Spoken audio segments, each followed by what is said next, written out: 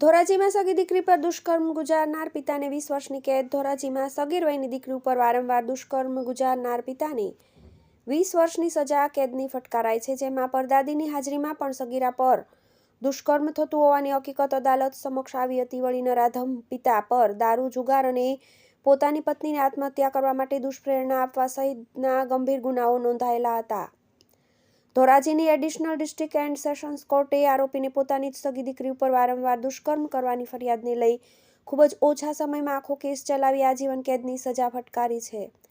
ધોરાજી તાલુકામાં રહેતા આરોપીએ તેની સગી દીકરી પર દુષ્કર્મ આચર્યાની ફરિયાદ નોંધાઈ હતી। આ ફરિયાદ નોંધાવવા માટે ભોગ બનનારની પરદાદી પણ પોલીસ સ્ટેશન ગયેલા હતા। ભોગ બનનારની આપવીતી તે એવી હતી કે તેની સગી માતા તે માત્ર 6 માસની હતી ત્યારે અવસાન પામી હતી, જેથી પોતાના દાદી અને પરદાદી સાથે રહેતી હતી।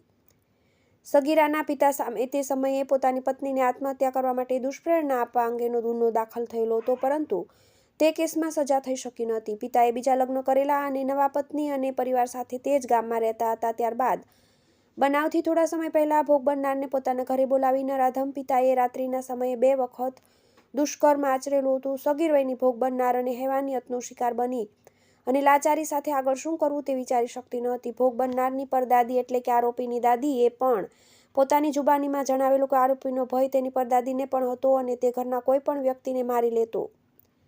આરોપીને આ દુષ્કર્મ કરતા અટકાવવામાં આવે તો તે કહેતો કે મારી દીકરી છે, મારે તેની સાથે જે કરવું હોય તે કરું, આવું કહી અને આ દુષ્કર્મનો સિલસિલો વારંવાર ચાલુ રહ્યો। અંતે ભોગ બનનારે હિંમત કરી કાયદાનો સહારો લીધો છે।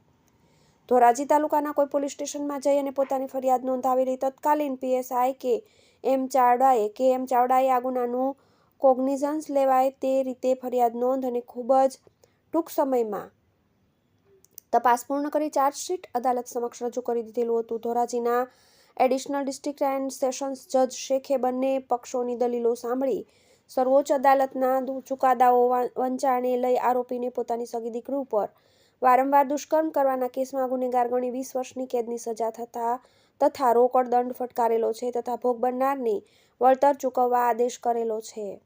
ટીવી18 ન્યૂઝ ધોરાજી।